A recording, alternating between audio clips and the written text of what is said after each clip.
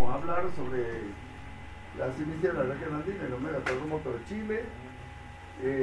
Una charla que nos va a dar el doctor Benjamín Hey.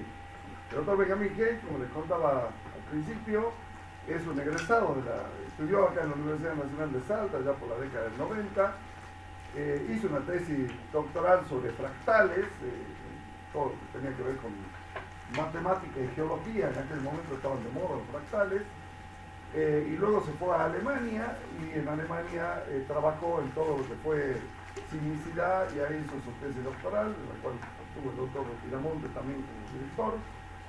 Así que, bueno, es un honor para todos los que somos de esta casa de estudio, que Benjamín hoy sea uno de los simbólogos importantes en Alemania, en el GFZ, el Podan. Recuerden que el GFZ es el lugar donde empezó su vida Einstein, ¿no? Ahí estaba Albert Einstein. Además, creo que la calle donde está el GFZ lleva el nombre de Einstein. Tiene una biblioteca extraordinaria, realmente muy linda.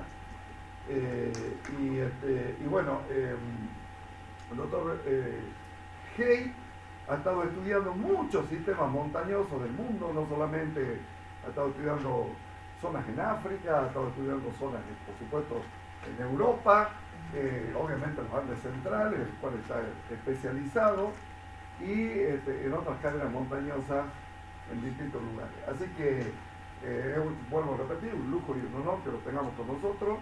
Así que lo vamos a escuchar para que nos cuente todas estas cuestiones que son absolutamente novedosas. Gracias. Bueno, muchas gracias, doctor Alonso, por la invitación, que bueno, más que invitación fue una especie de acoso científico. Nos encontramos en el centro tomando un café y me dijo que hoy tenía una charla, así que bueno, acá estoy. No está muy preparada, así que están autorizados para dormirse.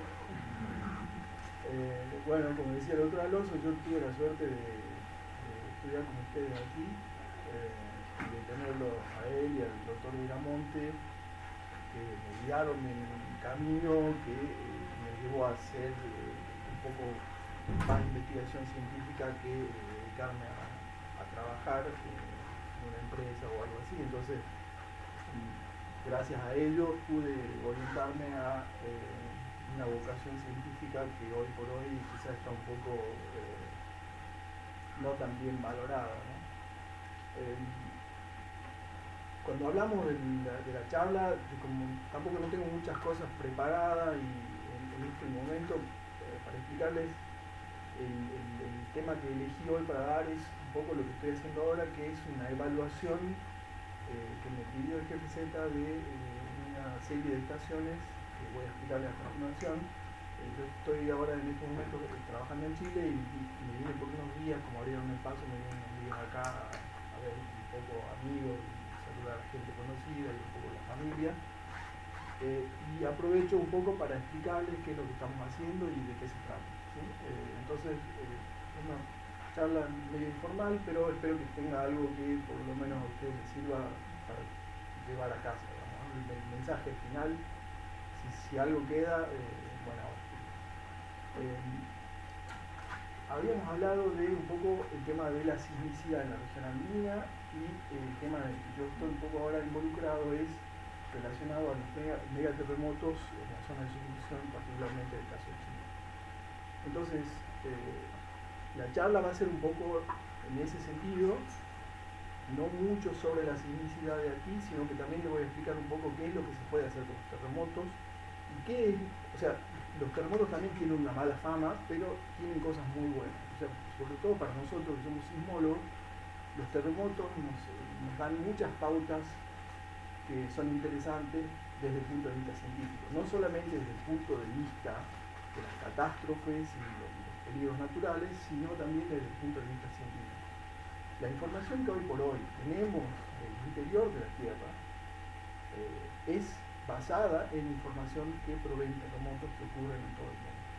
Como ustedes muy bien saben, los terremotos están distribuidos principalmente en la zona de contacto entre placas, ¿sí?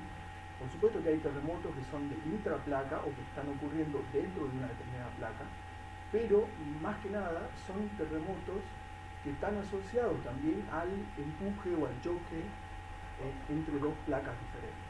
¿Sí? Como ustedes ven, por ejemplo, acá, es una figura muy conocida, toda la sismicidad del mundo está prácticamente dibuja el contacto entre las placas. Hoy eso lo damos por entendido y por sabido, pero hasta hace no mucho tiempo era una cuestión que era como denominada la teoría de la tectónica de placas. La teoría de la tectónica de placas ayudó también a comprender que los sismos, los terremotos, nos pueden ayudar a entender cómo es el interior de la Tierra. Hoy por hoy sabemos cómo es el interior de la Tierra por la distribución de los sismos y por el paso de la onda sísmica por el interior de la Tierra.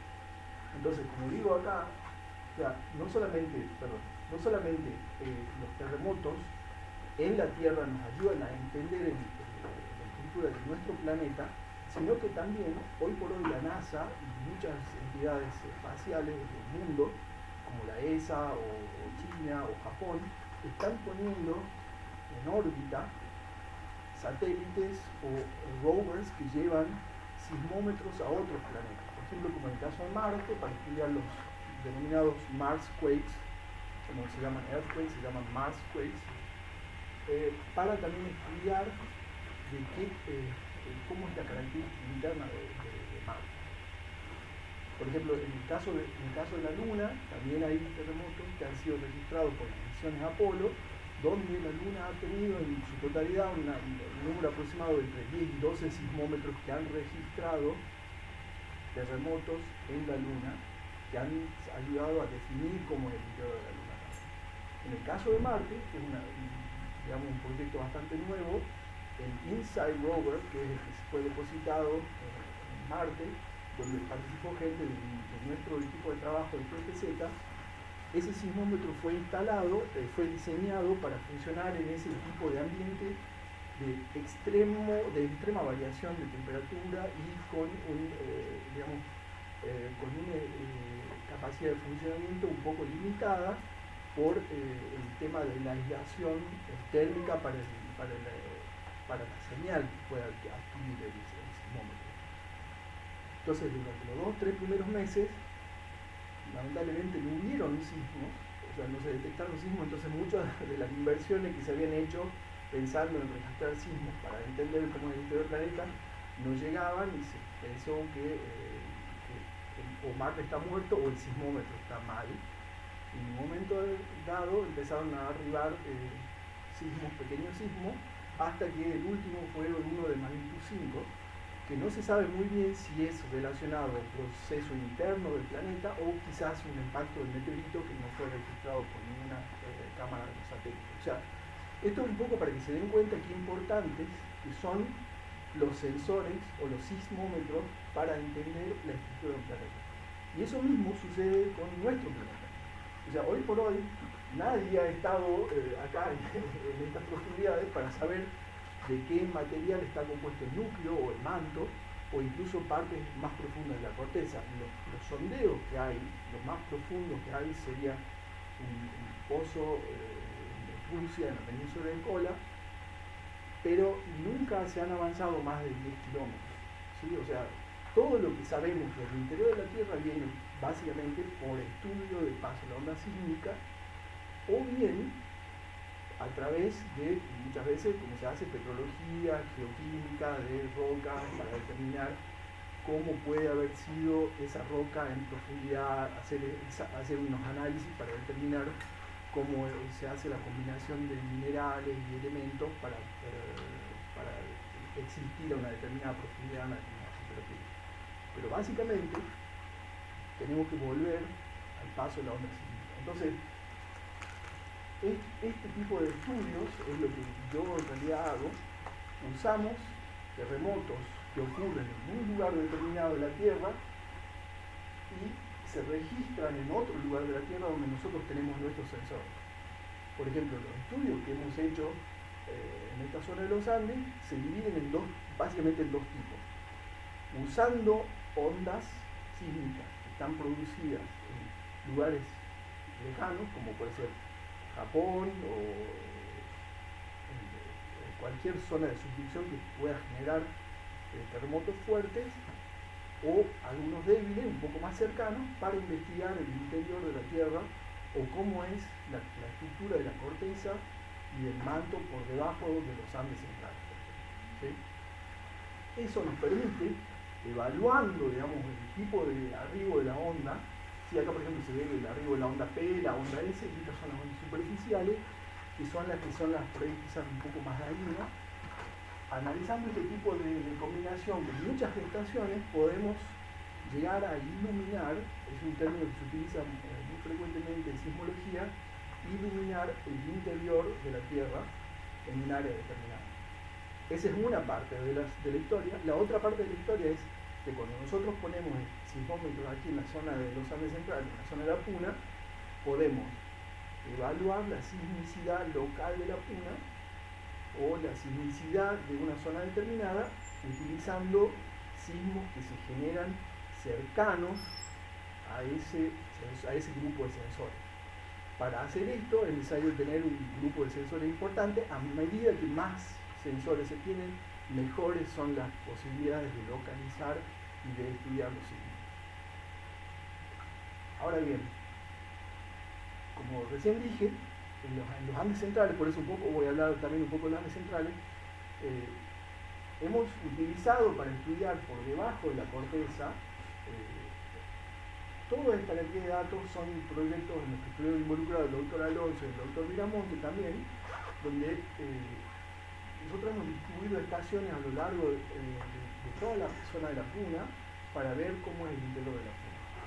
Muchas partes aledañas a la Puna, por ejemplo el sistema subandino, todavía siguen con muy poca cantidad de estudios sismológicos. Entonces hay zonas que todavía no están recibiendo la atención que realmente se merecen, sobre todo considerando que tenemos acá muy cerca un sistema subandino que es relativamente activo, con productos que ha producido terremotos fuertes, como en el caso de Esteco, que no es muy lejos de aquí, y Salta tiene una historia sísmica también, de terremotos que han ocurrido en el pasado. Casualmente, la historia de Esteco está muy relacionada con la de Salta, ustedes lo saben muy bien.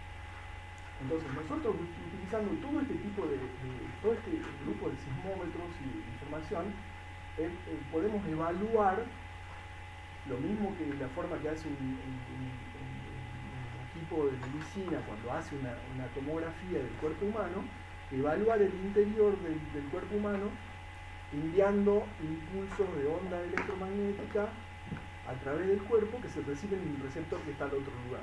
Entonces, aumentando la cantidad de sensores a la vuelta del cuerpo humano y emitiendo diferentes puntos de diferentes partes, se puede reconstruir el interior del cuerpo humano sin necesidad de abrirlo. Bueno, exactamente lo mismo es lo que nosotros hacemos, y eso se llama tomografía sismológica, donde nosotros podemos reconstruir, utilizando todas estas estaciones y todos los sismos que se producen en el mundo, podemos llegar a reconstruir en la zona, por ejemplo acá en la zona de los Andes, esta es la del contacto de la placa de Nazca con la zona de los Andes centrales, podemos llegar a ver la variación de velocidad en el interior de la Tierra. Esto nos dice mucho acerca de la composición, acerca del estado de muchos volcanes, si los volcanes son activos, si no son activos, cómo subducta la placa, si es un ángulo más inclinado o menos inclinado. Todo ese tipo de datos se pueden utilizar para establecer una especie de figura interna o esquema tomográfico de la zona andina. En este caso, que es interesante verlo, podemos fijar básicamente en esta zona acá, que es un proyecto que se llamó Pudel, que es una zona un poco al sur de la Puna Sur, donde está ubicado el volcán Galán. Entonces, en ese caso, por ejemplo, nosotros podemos, utilizando los sismos que hemos recolectado con nuestras estaciones acá arriba, se pueden ver, por ejemplo, esta anomalía que está, digamos, marcada en azul. Esa anomalía indica que estamos en presencia de altas velocidades, ¿sí? Las ondas pasan por ese lugar con más velocidad, entonces se ven como un poco más azules. Si las ondas pasan con un poco de más lentitud, en referencia a un modelo, esas anomalías se ven como rojas, ¿sí? O sea, mientras más azul, más sólido, más frío, mientras más rojo, más caliente y también más fluido, ¿sí? Entonces, una cuestión es definir cómo es el interior de la Tierra y las temperaturas que se pueden observar, pero también definir, por ejemplo, como en este caso, algo que no vemos, pero que nos imaginamos cómo es la subducción de la placa oceánica por debajo de la corteza continental sudamericana. Este proceso, digamos que es interesante verlo, relaciona la placa que subduce con digamos, hay un proceso de liberación de fluido que contribuye a que haya un mayor índice de magmatismo por debajo de la cadena andina, y eso es los lugares donde se observa el centro volcánico, o digamos, lo que sería el arco volcánico central de los Andes. A medida que nos vamos alejando, la cantidad de sismos que se producen en la placa disminuye, entonces perdemos la resolución que nos aporta la cantidad de sismos que tenemos acá para definir la placa, pero seguimos viendo la anomalía con un color marcado. A medida que vamos progresando en profundidad, acá hasta llegar casi a los 200 kilómetros, la placa prácticamente desaparece, ¿sí? En esta zona de los Andes centrales tenemos la particularidad de tener hasta los sismos más profundos del mundo. O sea, en esta zona se dan terremotos hasta de 600 kilómetros de profundidad, que están más o menos ubicados en esta zona. Acá sería la zona del este de Salta, también en la provincia de Santiago del Estero y en la provincia de Jujuy, donde se producen uno de los lugares donde se producen los sismos más profundos de la Tierra, que todavía se siguen registrando. O sea, eso también nos aporta datos acerca de cómo la placa de Nazca se vuelve a mezclar y se vuelve a reciclar para ser, digamos, formar parte del manto y volver otra vez a ser expulsada en forma de volcanes, como sea, ¿sí? Entonces, todo ese tipo de información la podemos obtener también a partir del paso de las ondas sísmicas. Como ya dije hace un momento, ese tipo de información a nosotros nos sirve porque nosotros podemos evaluar no solamente de acuerdo a la cantidad de ondas sísmicas que tenemos y a la cantidad de ondas sísmicas a una determinada distancia epicentral de nuestra zona de estudio. Si usamos mayor cantidad de ondas sísmicas de otros lugares más alejados, podemos investigar porciones más profundas. Si utilizamos ondas sísmicas mucho más cercanas, podemos utilizar zonas solamente más o menos. Entonces, por ejemplo, en este caso tenemos acá cómo es la distribución de la zona de la transición del manto entre los 410 y los 660 kilómetros de profundidad. Esa zona de transición es la zona donde desaparece completamente la placa que subduce, ¿sí? Y ya no se llama placa en ese aspecto porque desaparece a los 600 kilómetros de profundidad. Muchas veces la placa llega hasta esa profundidad y se envuelve o se enrolla. Hay algunos modelos que sugieren que la placa llega hasta esta profundidad y acá se enrolla y ahí se recicla y deja de existir. Hay algunos modelos que sugieren que la placa por ahí pasa por debajo de los 360 kilómetros de profundidad, pero ya no hay terremotos que puedan ser registrados a esa profundidad. Entonces, la mayor parte de los terremotos están entre los 600 y los 700 kilómetros de profundidad y no más que eso. Ahora, en la zona de los Andes, por ejemplo, en este lugar, justo lamentablemente no se ve muy bien ahí, esta zona es interesante. La idea acá con este estudio es determinar el espesor de la corteza. Eso lamentablemente no se ve muy bien, pero hay una fase que sale más atrás. Bueno, hay una fase que es una azul que está por acá. Eso sería el espesor de la corteza. Lo interesante es que con este tipo de estudios nosotros también podemos determinar el espesor de la corteza y el espesor de la litósfera para ayudar a diseñar mejores modelos geodinámicos que nos ayuden a entender la distribución de calor, la distribución de fluidos y el movimiento de material en el interior de la Tierra.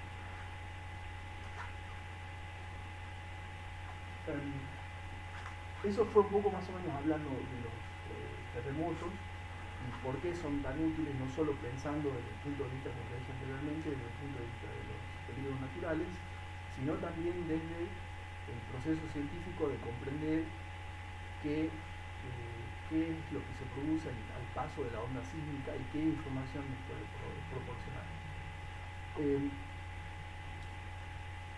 Como dije anteriormente, hay diferentes métodos, o sea, la idea no es explicar todos los métodos, sino darles un par de ideas, por ejemplo, el tema de la tomografía, que nos permiten conocer muy bien cómo es la distribución de paso de velocidad o de la composición del interior de la Tierra, sino también, por ejemplo, otros métodos, como se llama funciones del receptor, que se encargan de registrar una interfase, que por ejemplo en este caso la interfase sería en la corteza terrestre, que una onda cuando llega a una interfase se produce una alteración y esa alteración que se produce en la interfase nos da una información importante a nosotros porque en ese lugar nosotros podemos determinar a qué profundidad se encuentra la corteza terrestre, ¿sí?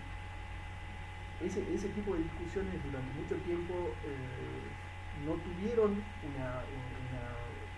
una información certera, proporcionada acerca del espesor de la corteza en la zona andina, porque no había métodos, había métodos que no estaban muy bien afilados todavía como para definir cuál es la fase que corresponde realmente a lo que nosotros conocemos como MOHO, que es la discontinuidad del MOHO-Lorentzic, que es la teoría del espesor de la corteza. Cuando nosotros obtenemos el paso de la onda sísmica a través de esa interfase, podemos generar un mapa, que sería un mapa topográfico equivalente al espesor de la corteza, ¿sí? Podemos generar un mapa que nos dice cómo es el espesor de la corteza en la zona donde nosotros tenemos distribuidos nuestros sensores.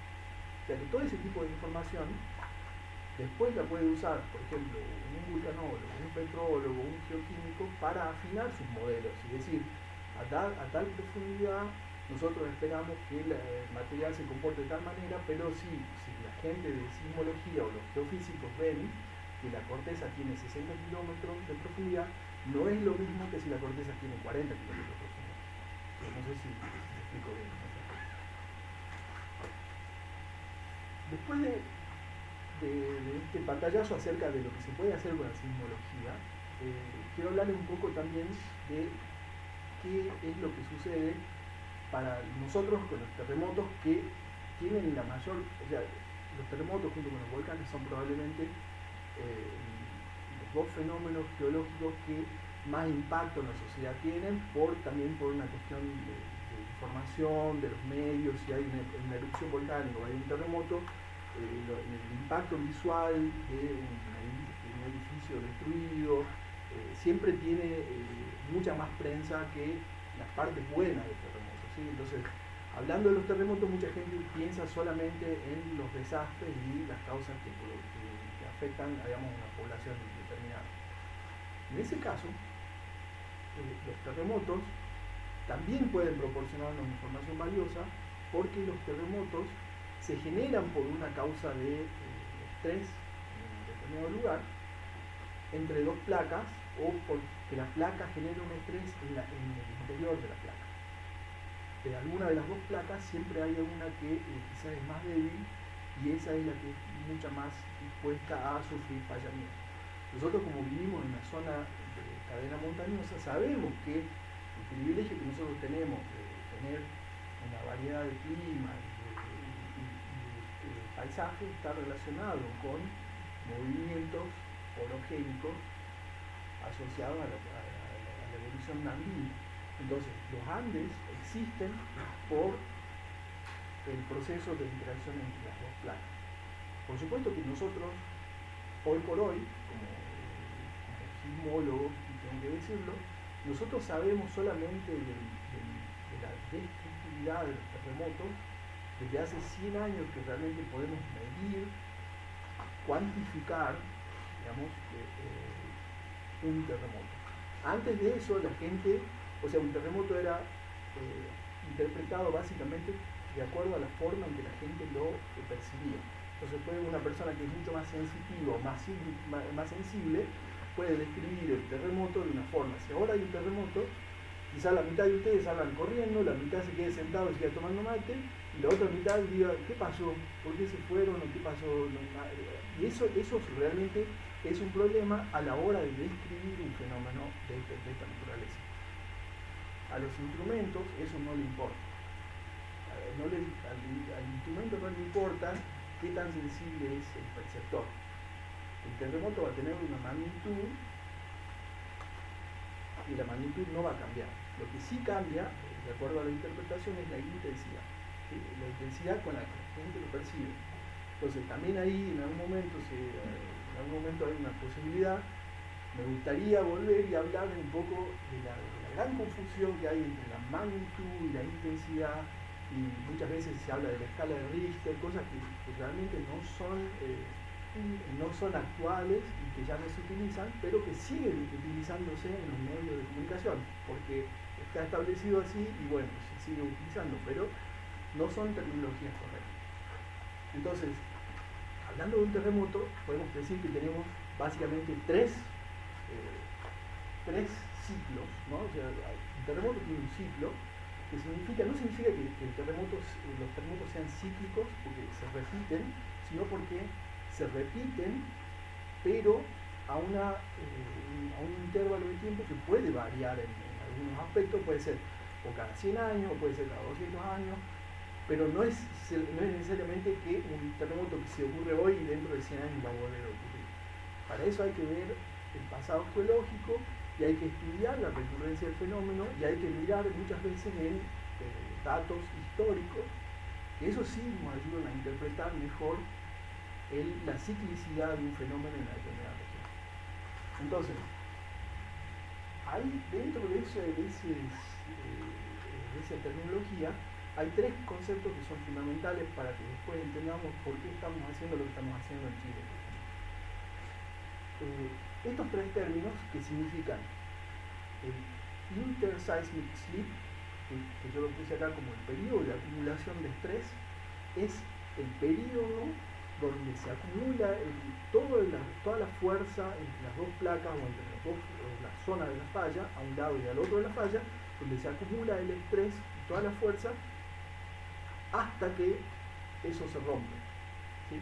Ese periodo se llama entre sismos porque siempre hubo uno antes. Entonces se dice entre sismos, podemos medir cómo se va acumulando. Ya después les voy a explicar cómo se hace o de qué nos valemos. Después está el co-seismic slip, que es el momento del fallamiento, donde se produce la liberación de la energía y que es lo que nosotros percibimos. Muchas veces esta parte anterior, la interseismic slip o el periodo de acumulación de energía, no se percibe. La parte del co-seismic slip, si el terremoto es fuerte, se percibe, si el terremoto es menor, se percibe pero menos, y si es muy bajo, no se percibe.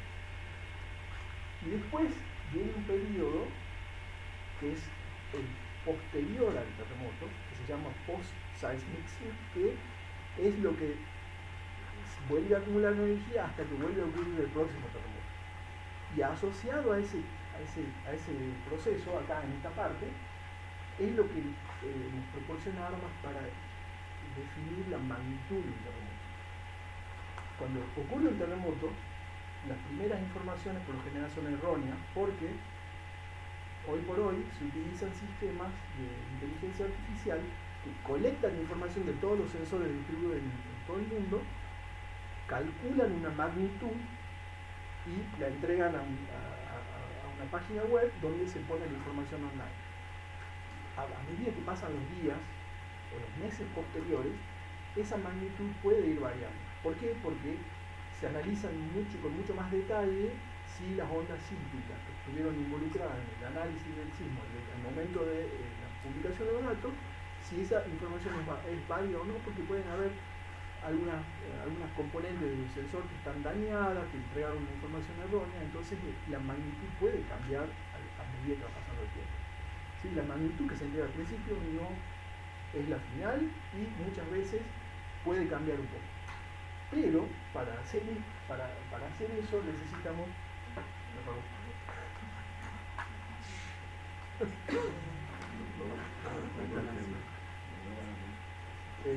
Igual sigo hablando. Esa información se puede hacer básicamente porque se colectan datos en el terreno también. O sea, hay un grupo de gente que está esperando, sería como una especie de sistema de emergencia, donde cuando hay un terremoto de una determinada magnitud, se envía una carga de sensores, unos equipos que se instalan en la zona donde se produjo el terremoto para medir todos los pequeños sismos que ocurren en esa zona. Eso nos ayuda a definir el área afectada por el terremoto y eso es lo que nos entrega la magnitud final. ¿Sí? Entonces, al mismo tiempo que nosotros estamos midiendo una determinada área con sensores distribuidos en el globo, también utilizamos la información que nos proveen las estaciones cercanas, que esas son las que nos van a ayudar a definir la magnitud real del terremoto. Pero cuando no hay muchas estaciones, y si hay la disponibilidad, se puede utilizar este sistema que también posee el GFZ, que es un sistema de instalación de estaciones dentro de las 72 horas del terremoto en cualquier lugar del mundo. O sea, para eso tenemos un grupo de gente que está dispuesta a, cuando le dicen sí, hay que salir ya mismo, entonces los equipos ya están listos, se llevan los equipos a cualquier lugar del mundo, se instalan, se miden por 2 o 3 meses y después se recolectan otra vez. También se puede extender la medición, eso depende de la cantidad de sismos que se generan después del terremoto, o sea, todos los aftershocks. Bueno, entonces, ahora voy a la parte digamos, que sería la parte central de esta charla, que es un poco qué es lo que sucede con los megaterremotos. Y qué es lo que sucede con terremotos que en alguna cierta medida afectan a una zona cercana a nuestra, que es la zona en Chile. Toda la zona circunpacífica, como ustedes ya saben, el cinturón de fuego es una zona altamente sísmica, con alto potencial de terremotos muy destructivos, ¿sí? Que producen también tsunamis, digamos, o sea,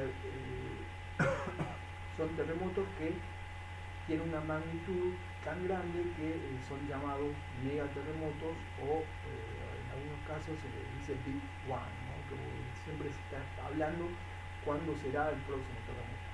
Entonces, estudiando la cantidad de sismos que ocurren en una zona, uno puede lograr, o sea, hoy como sismólogo estamos en condiciones de definir dónde van a ocurrir los sismos con mayor o menor certeza, pero lo que no sabemos es cuándo van a ocurrir.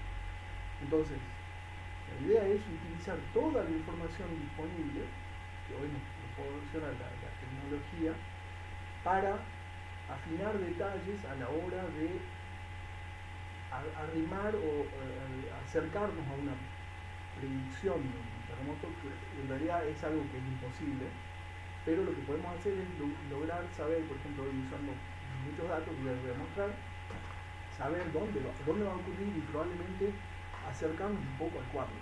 Entonces, cuando hablamos del cuándo, tenemos que mirar dónde se distribuye la mayor cantidad de terremotos del mundo. Hoy por hoy, si miramos este mapa, este gráfico que es muy interesante, en Chile se produjo más de un cuarto de la liberación de energía en forma de terremoto de los últimos 100 años. O sea, sumando todos estos terremotos que están acá, que ocurrieron en países en Asia, en Estados Unidos, en el Caribe, en todo, Chile tiene más de un cuarto de la energía liberada a lo largo de su zona de subducción, ¿sí?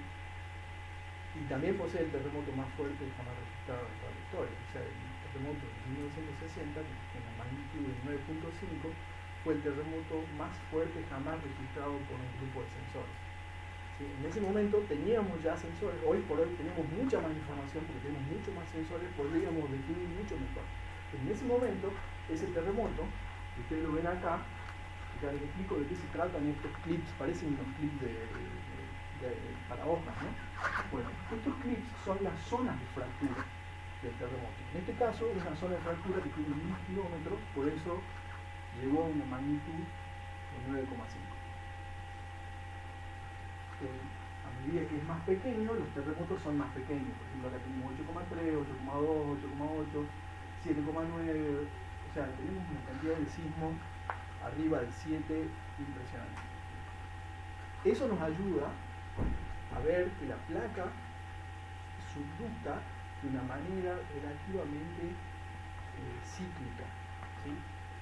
Por pulsos, en fragmentos, se van generando este tipo de megaterremotos. O sea, primero se quiebra una parte, produce un terremoto de una determinada magnitud, y después, asociado a ese movimiento, se van produciendo movimientos de la placa progresivos al norte o al sur.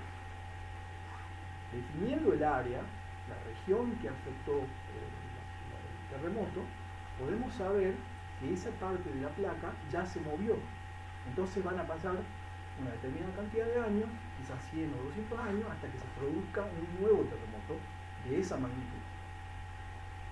Eso es interesante porque si miramos toda la cadena andina y la zona acá, en esta parte de Chile, nos damos cuenta de que hay dos lugares donde estamos en una zona de probabilidad sísmica alta.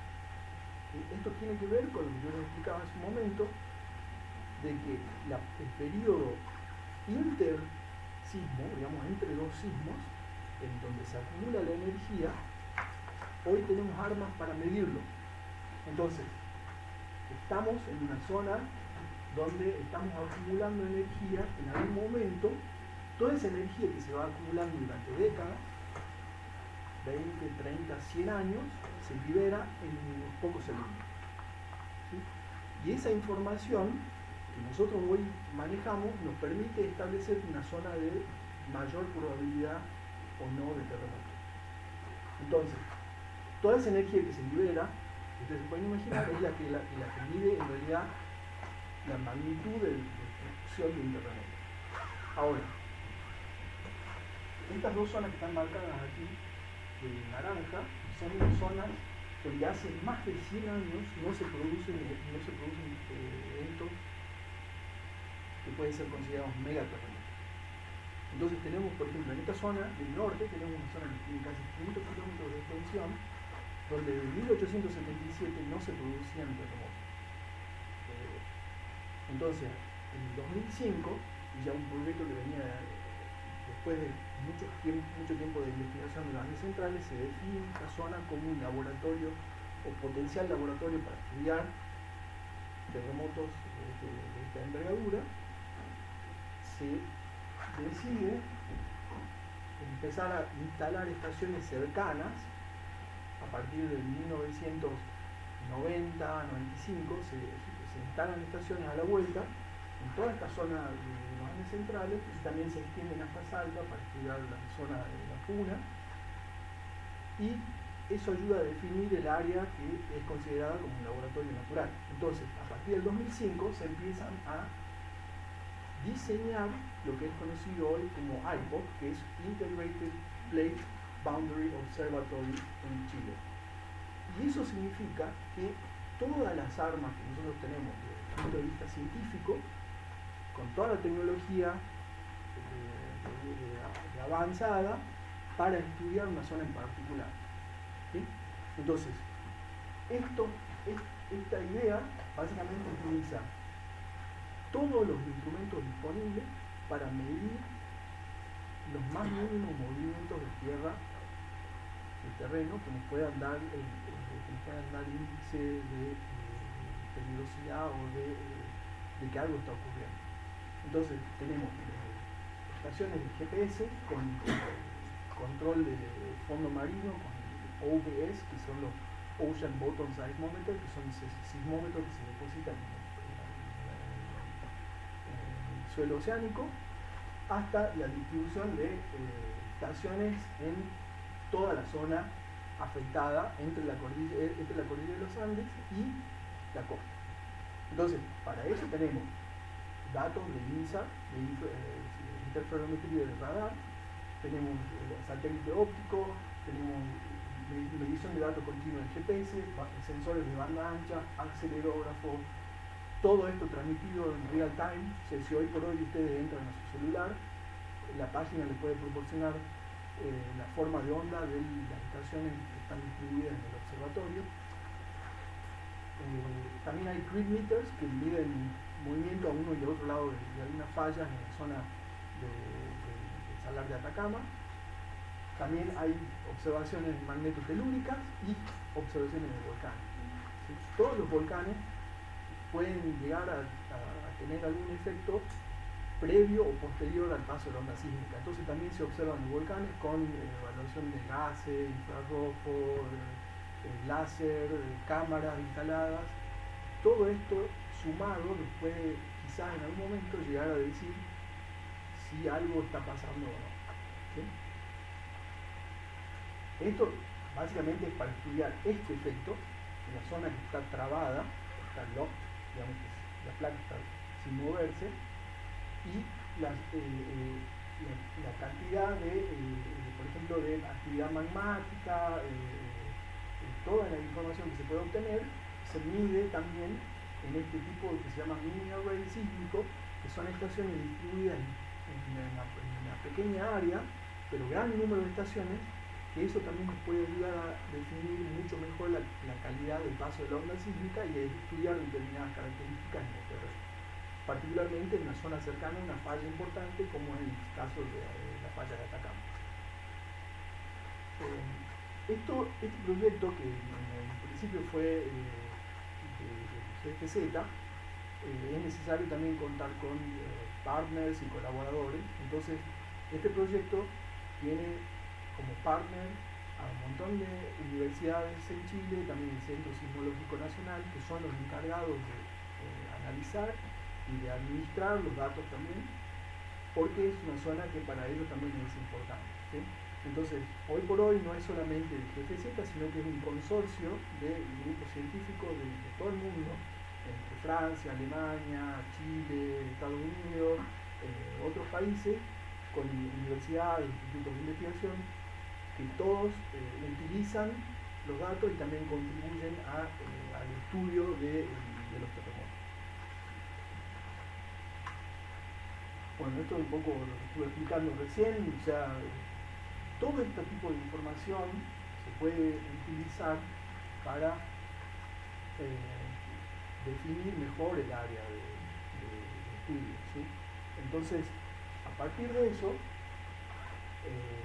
se comenzó la instalación en un principio de 20 estaciones que están integradas completamente, que tienen todo este tipo de instrumentos. Los GPS,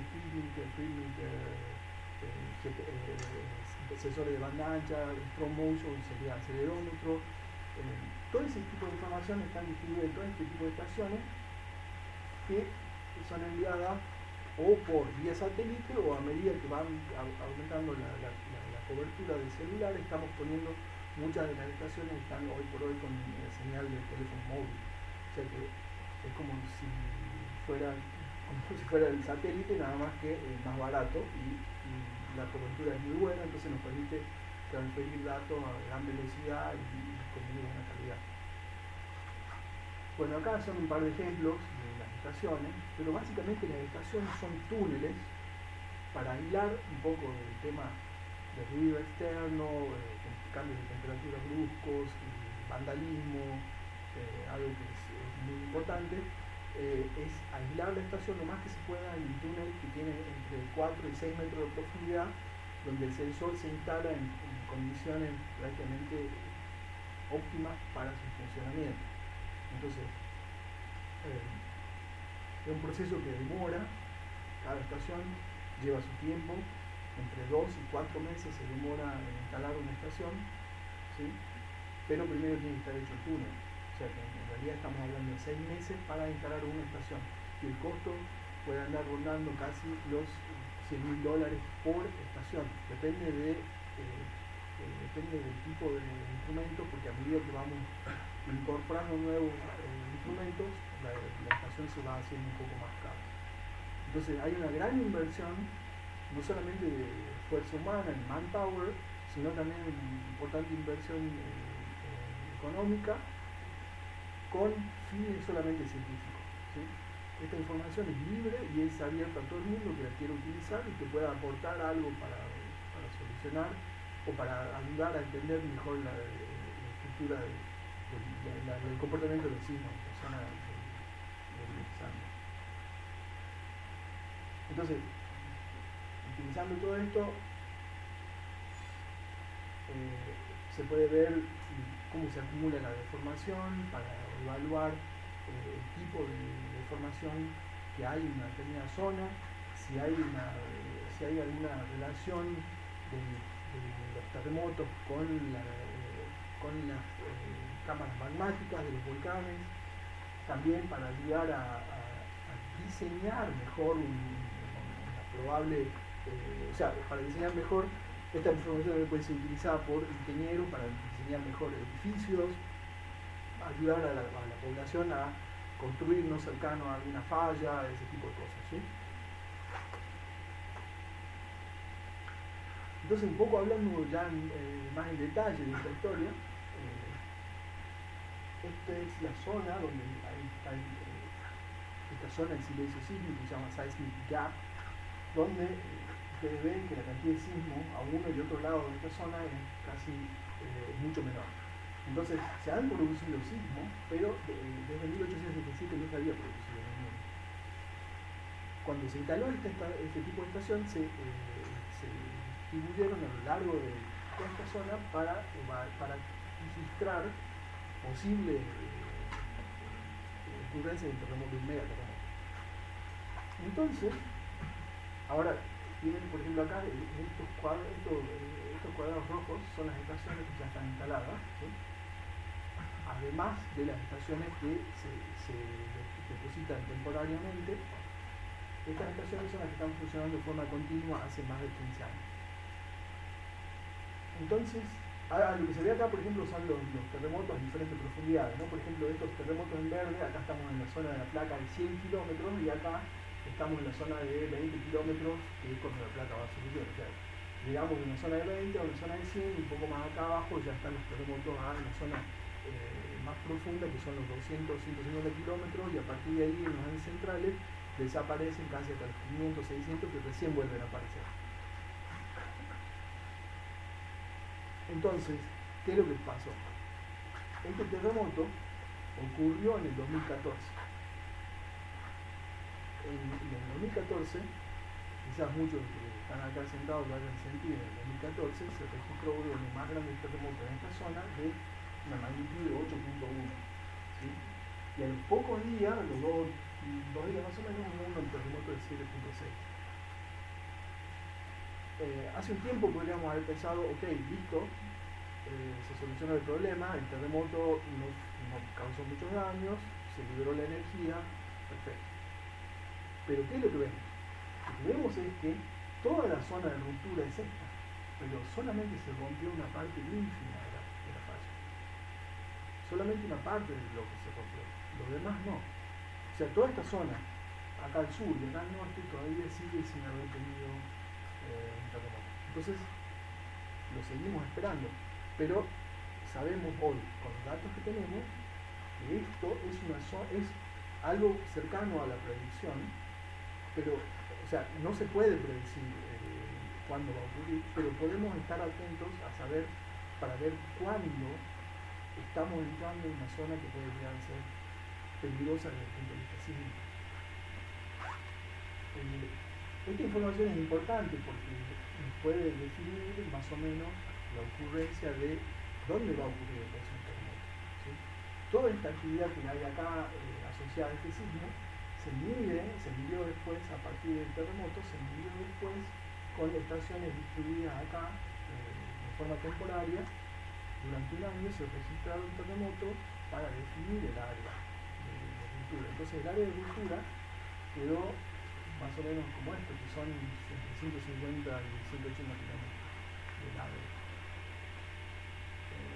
De los tumultos todavía nos falta una buena porción.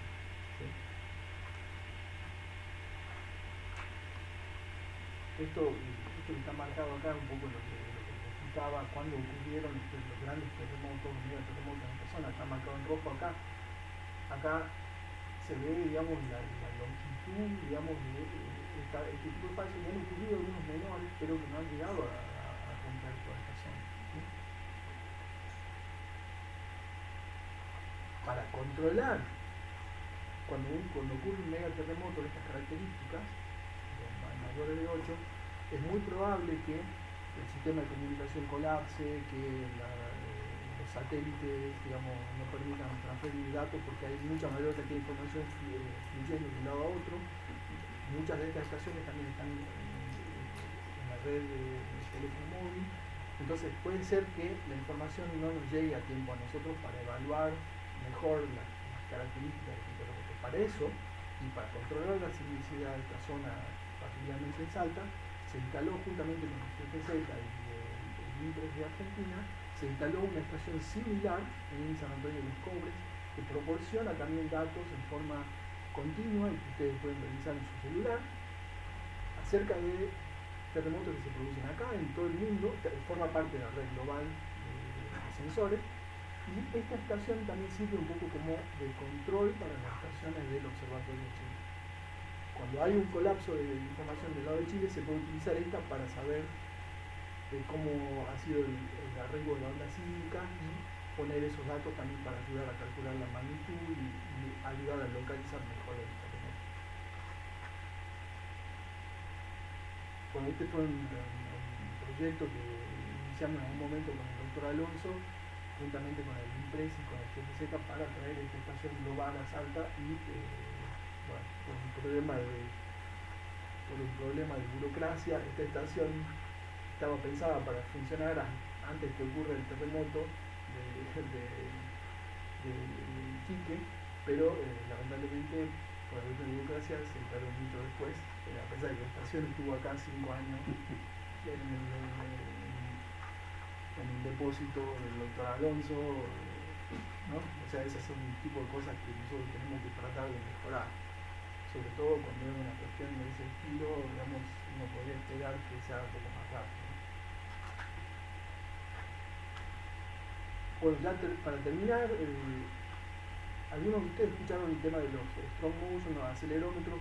Cada uno de ustedes tiene un celular, sabe lo que es un acelerómetro. Cada celular tiene un acelerómetro adentro que les permite decir cuántos pasos hicieron, cómo se movieron. Bueno, los strong motion son una herramienta fundamental en el diseño de edificios de estructura antisísmica, porque permiten evaluar la cantidad de movimiento en el suelo y la aceleración del suelo. Entonces, todas estas estaciones, ustedes se han preguntado, quizás se preguntan por qué el strong motion, si está asociado a edificios, normalmente estructura de construcción, por qué las estaciones tienen el strong motion tiene la capacidad de transmitirnos información a nosotros, como yo puse acá, es fundamental para entender la física del terremoto. O sea, no solamente el sensor nos da las características del paso de la onda, sino el acelerómetro nos da la aceleración del suelo, que también nos sirve a nosotros para definir cómo ha afectado el paso de la onda sísmica a un determinado lugar. ¿Sí? Por ejemplo, en este caso, en este edificio de San Francisco, en el sótano, se registró un movimiento de 1 pulgada, ¿sí? Y arriba se registraron movimientos de casi 20 centímetros. Eso se puede saber no solamente estando parado ahí o sentado en el edificio, sino también usando un acelerómetro.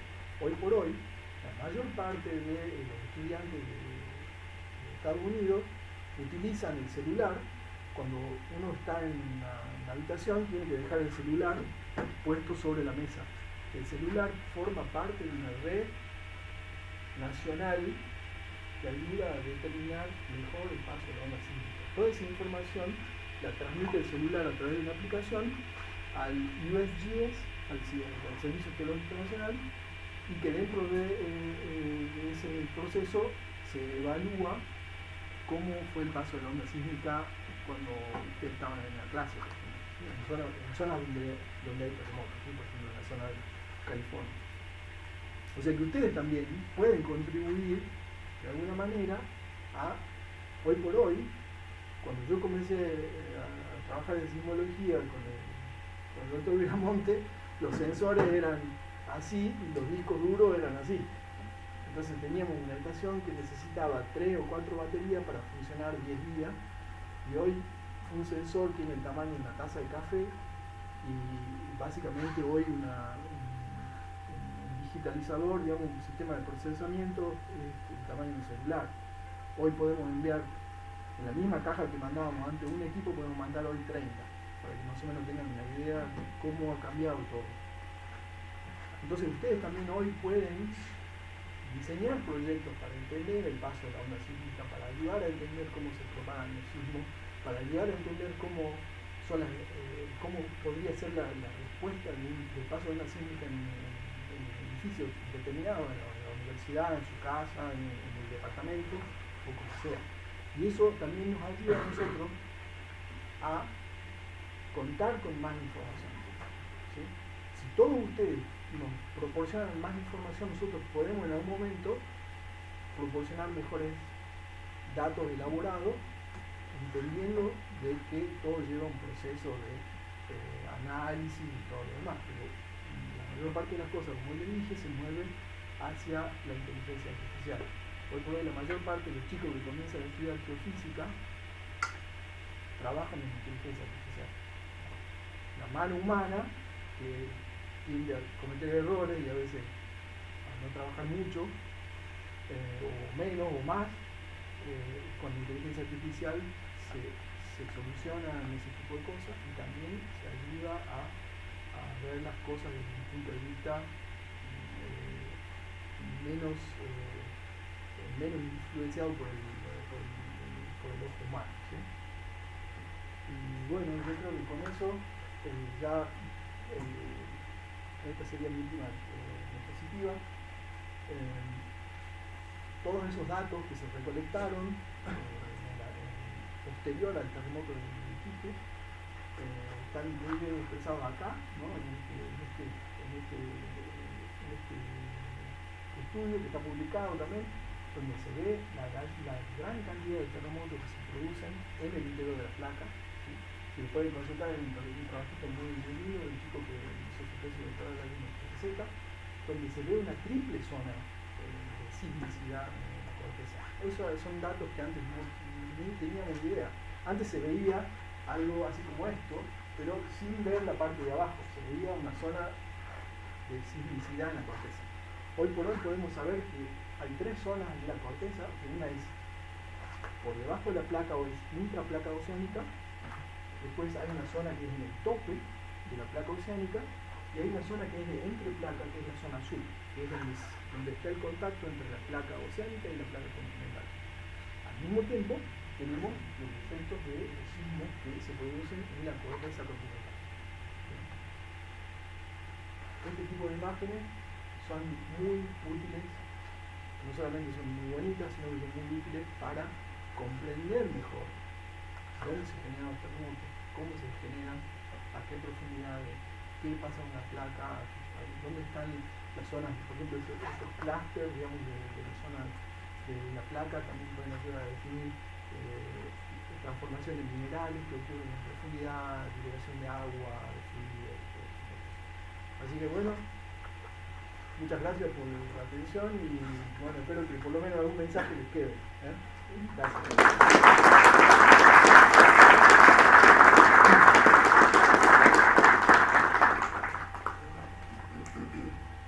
¿Preguntas? ¿Hay alguna pregunta? Yo tengo una pregunta.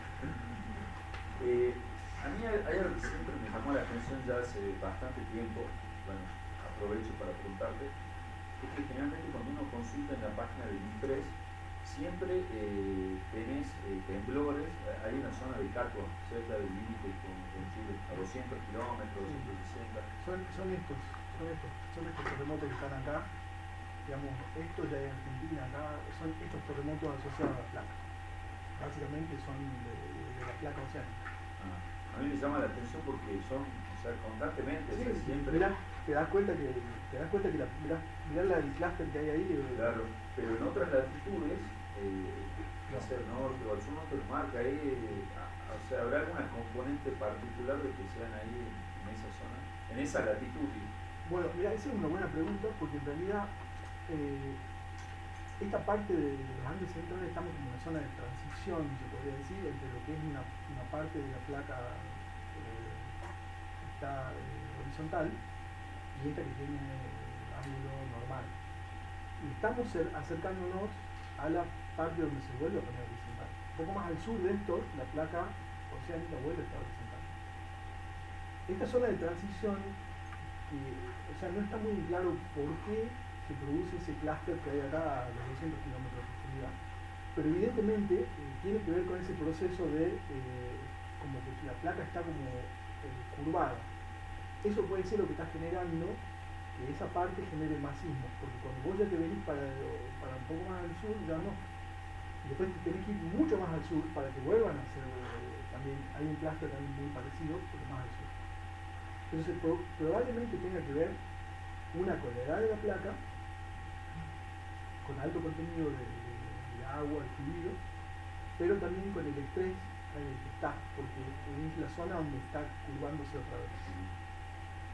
Hay un par de papers muy interesantes donde se ve, quizá un poco en una de las primeras que yo mostré, donde se mostré el tema de las acá, se ve el cambio de sismicidad, o sea, acá no se ve muy bien el norte, pero se ve el cambio de sismicidad. En esta zona ya, mirá, desaparecen los sismos, y acá tenés ese clúster que es muy activo, que es esta zona, pero después desaparece casi por completo, entre los 100 y los 200 kilómetros por profundidad desaparecen por completo, o sea, no hay sismo. Es o porque ya perdió todos los fluidos, ya hubo todas las mineralizaciones, todas las transformaciones minerales que podían haber y ya no hay nada, hasta que llega a mayor profundidad y ahí se genera otro tipo de transformación de minerales, otro tipo de proceso de liberación de fluidos que quedan, y bueno, algo así. Pero te digo, también es muy discutido porque no se sabe muy bien por qué.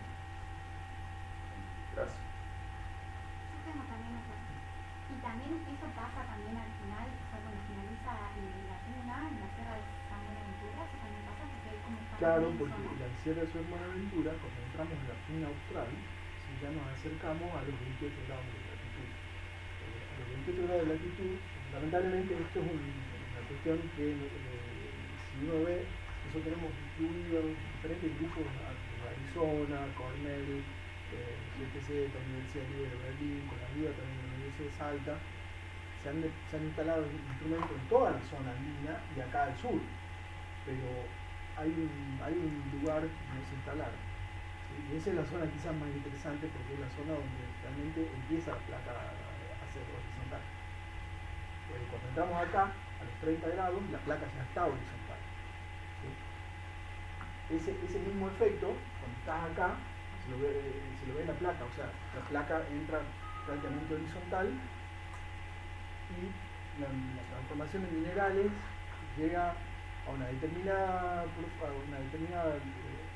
longitud, a partir de, ¿cómo se dice? Una partir de extensión a partir de la zona de subducción, y de ahí recién cambia el ángulo de inclinación, pero poco. Se mantiene horizontal y las transformaciones de minerales no son muchas, no se generan muchos terremotos en la intraplaca. Lo que sí genera es entre las dos placas se generan, por eso en la zona de San Juan y de Mendoza son las zonas más sísmicas o de más alto potencial sísmico de Argentina. Pero eso está relacionado probablemente con este factor, con el hecho de que la placa está muy horizontal y tiene alto índice de fricción con la placa continental. Tengo otra duda también. Dijiste que había grandes estaciones de alta tecnología. más o menos hay una distancia entre estación y estación, o sea, para ver el radio de influencia. Sí, están distribuidas homogéneamente en todas las, en alguna de las imágenes. Sí, están entre los 50 y los 100 kilómetros de distancia. Estas rojas que están acá, sumadas con las blancas, que son las que estaban en ese momento, están funcionando, pero no estaban online. ¿Sí? Entonces ahora muchas de estas estaciones ya están online. Pero si te das cuenta que si mirás acá son quizás 100 kilómetros y entre estas estaciones son 50 o poco menos. La idea es cubrir la mayor área posible asociada a la zona del gap.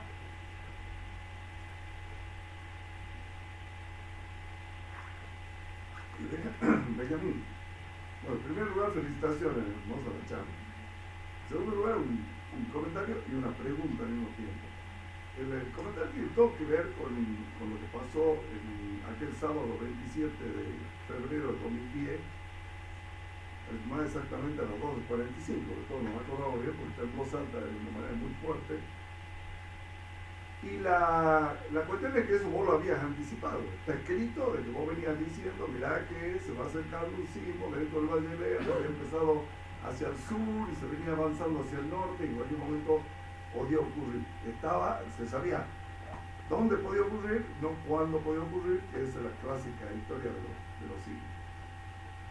La pregunta son dos o tres cosas. La primera, ¿no es cierto? Si se sabe ya con certeza dónde fue el epicentro del sismo. Segundo, la magnitud, que fue 6.1, según me acuerdo. Y la tercera es por qué un sismo de esa intensidad no destruyó Salta, cuando unos días antes había habido un sismo en Turquía que rompió todo. Había habido un sismo en Turquía que rompió todo. Sin embargo, en Salta no pasó eso. Entonces, siempre nos ha quedado la duda por qué ocurrió, por qué no pasó lo que tendría que haber pasado. Y también una cuestión filosófica de causalidad, casualidad, porque justo ese día, a las 3 de la mañana, de ese 27 de febrero, hubo un sismo de 8.8 en el sur de Chile. Sí, son, digamos, no sé, no creo que tenga que ver con el Señor Virgen de Milagro, pero no sé si nos ayudan en algo. Lo que sí es bueno que el Señor Virgen de Milagro sirve para que la gente sepa que estamos en una zona de alta peligrosidad sísmica. Que la gente lo sepa y que se acuerde todos los años es buenísimo, porque esto nos ayuda también a comprender mejor cómo nos comportamos frente al terremoto. El problema que nosotros tenemos, hablando un poco de ese tema, es que, por ejemplo, Chile está acostumbrado a los terremotos y todas las estructuras se han hecho acorde a ese tipo de terremotos que se registran ahí. Nosotros estamos en una situación muy parecida a la de Italia, donde tenemos sismos que quizás sean altamente peligrosos, como el de Teco o el de 27 de febrero del 2010, pero que ocurren cada, no sé si 100 años o 200 años, pero con mucho tiempo de diferencia. Entonces nosotros tenemos en la ciudad de Salta casonas antiguas que tienen 300 años de antigüedad y todavía están ahí. Y es lo mismo que pasa en Italia. En Italia hay un sismo peligroso cada 400 años, por eso cada vez que hay un sismo, que quizás no es tan fuerte, quizás tiene una magnitud como la de 6, colapsan de una manera abrupta y causan un montón de daño. O sea, estamos en esa situación de que acá en Salta estamos en una zona muy peligrosa, como dice el doctor Alonso, donde se ha generado, en el pasado también se han generado sismos fuertes, y tenemos la particularidad de que ese terremoto, cuando yo vi la información, porque a mí me llegaba la información, yo estaba en el aeropuerto, y viendo el tema del terremoto de Chile, porque estábamos viniendo para acá con todos los equipos para hacer las mediciones, y sucede el terremoto en Salta. Cuando yo en un primer momento me comunico con la gente de Geofond pensando que era un terremoto fantasma, que se llama, que es un terremoto, un ghost quake, es un terremoto que está mal localizado. Entonces cuando yo vi la página del CNN que estaba mostrando que decía el terremoto en Salta 6.4, que era lo que se manejaba, pensé en un primer momento que era un error. Después, cuando empezamos a ver, el terremoto sí era real, era tal cual así, 6.1, 6.2, de acuerdo a la institución que lo miras diferente, pero no produjo nada de daño comparado con lo que podría haber sido. Probablemente una de las razones es que ese terremoto está asociado al alineamiento de la capa de Toro, que es el que se encausa por dentro de la quebrada de Toro. Entonces, el terremoto, al haber ocurrido cercano a la falla, probablemente muy cercano a la falla, no necesariamente en la falla, pero muy cercano a la falla, puede ser que todas las ondas sísmicas no ingresaron al valle, sino que se canalizaron en la falla. Eso se llama guided waves, son ondas guiadas a través de la falla. Eso nos habla un poco de la estructura interna de la corteza. Puede ser que en este caso estamos hablando de bloques totalmente, digamos, diferentes en profundidad. Entonces el paso de la onda sísmica se interrumpe en la falla y pasa la onda sísmica, por eso se siente acá, pero no con la intensidad que se siente, no con la intensidad que se sentir. Esa es una opción, ¿sí? La otra opción es que directamente se haya generado en la falla y que haya canalizado toda la energía hacia, porque la mayor parte de los daños se registraron en la quebrada de Toro. No tendría que haber sido así, pero no sabemos por qué. Entonces quizás sí el Señor de la Virgen del Milagro tenga dado que ver. Lamentablemente la ciudad de Salta los españoles construyeron ciudades espectaculares, en muy buenos lugares, y Salta probablemente sea el mejor lugar para hacer lo peor posible. Desde el punto de vista de peligros naturales, estamos en una zona muy complicada porque estamos en un valle con relleno aluvional, con una gran cantidad de agua, a pesar de que ustedes por ahí no tengan agua en la casa por agua de Salta, pero eso es otra historia.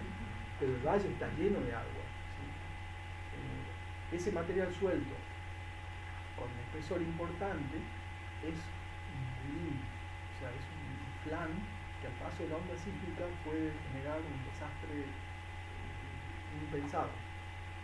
Pero bueno, la ciudad ya está. El tema es que a partir de ahora hay que ver dónde se construye, cómo se construye, porque los terremotos no son los que matan a la gente. Los terremotos, los edificios son los que causan los destrozos, ¿sí? O sea, la mayor parte de la gente que vive en una casita de una planta no le pasa nada.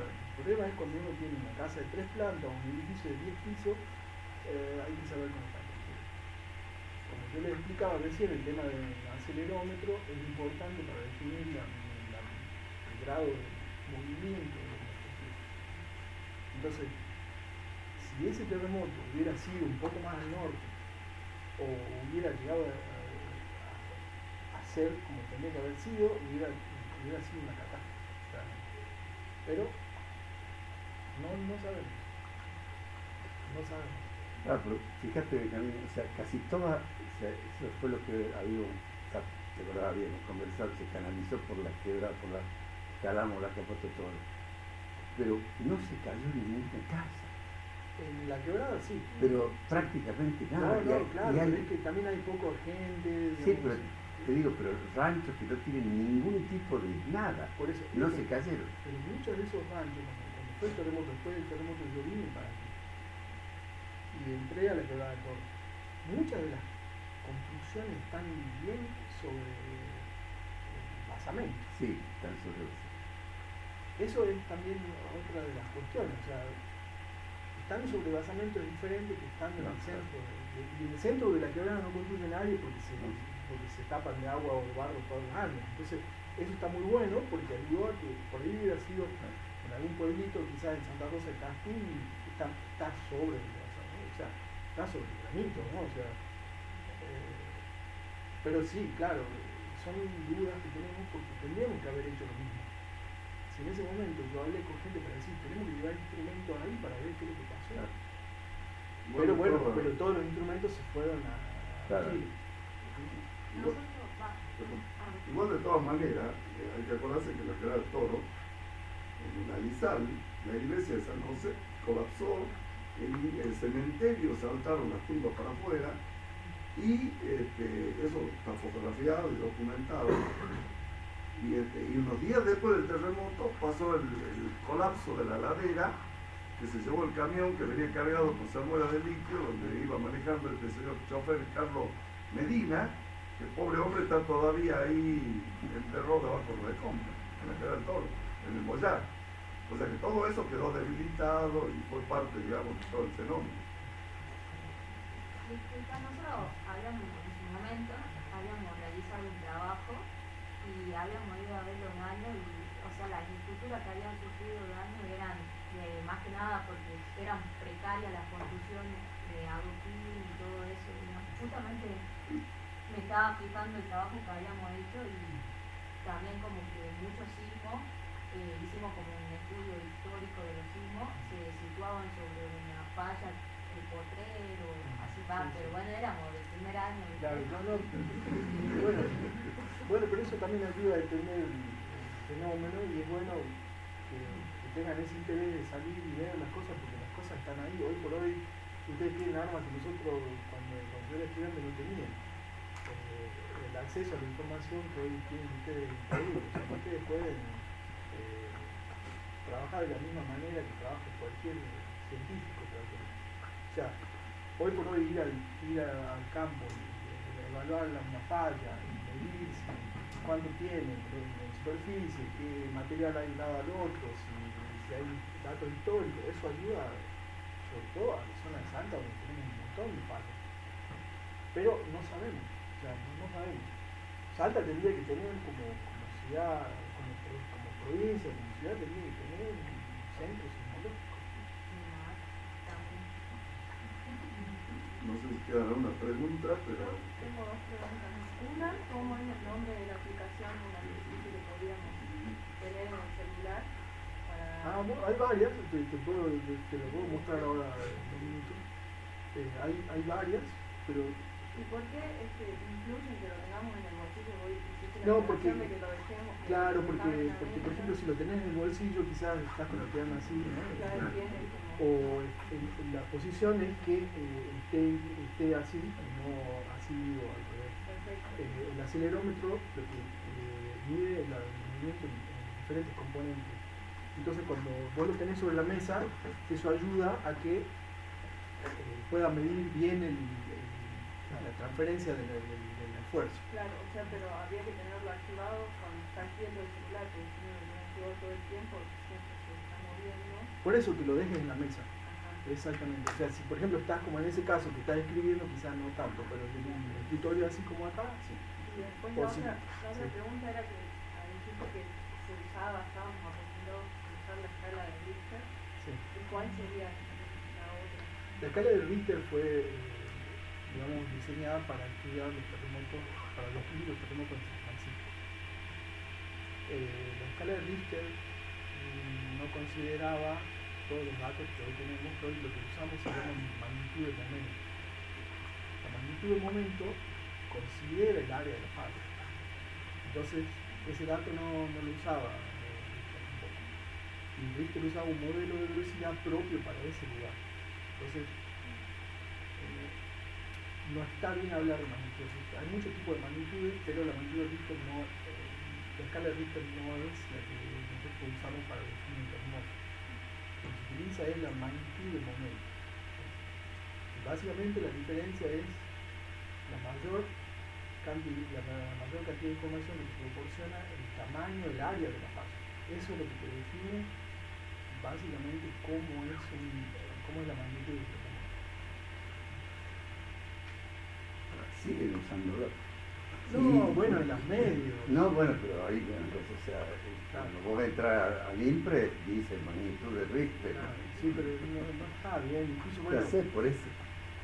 sí, pero eso solamente, el tema de, por ejemplo, el INPRE, ellos hicieron un trabajo buenísimo porque ellos instalaron la estación. Nosotros proporcionamos los equipos y tienen gente muy capacitada y ya hicieron un trabajo buenísimo para instalar la estación, para instalar la transferencia de datos, todos se encargaron ellos. El problema es que también tienen una estructura que es complicada, porque a la gente que sabe de sismología no le permiten hacer los informes y la página web es una foto, no sé, El diario. la Argentina que yo usaba la primaria, que era la Argentina con los puntitos de los pro de la provincia, que podría usar cualquier tipo de información, OpenStreetMap, cualquier mapa, digamos, hoy por hoy cualquier chico sabe mejor que eso, pero bueno, son cosas que están establecidas así. Incluso sigue apareciendo un punto concéntrico donde dice terremoto en Salta, pero no dice no, de nada. Entonces, bueno, hay lugar para mejorar. Hay lugar para mejorar. Bueno, antes de agradecer finalmente la charla, les quiero contar una pequeña anécdota donde nació la vocación sismológica de Benjamín. Y fue una idea que estábamos en ese momento estudiando el tema de Esteco.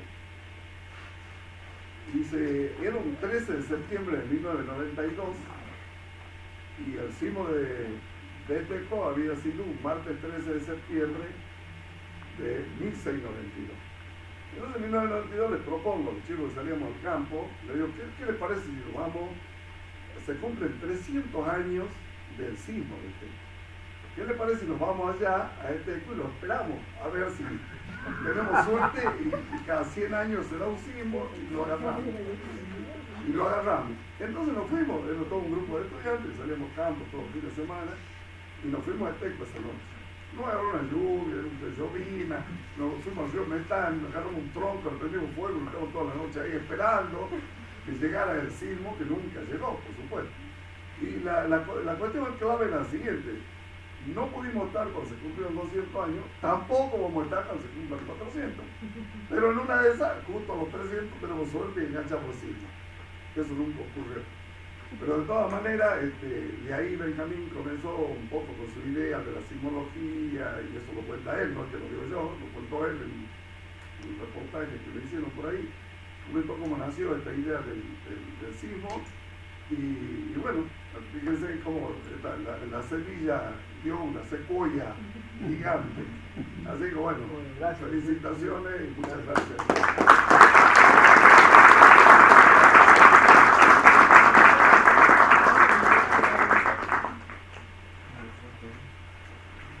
Gracias por la invitación. Ahora pasa la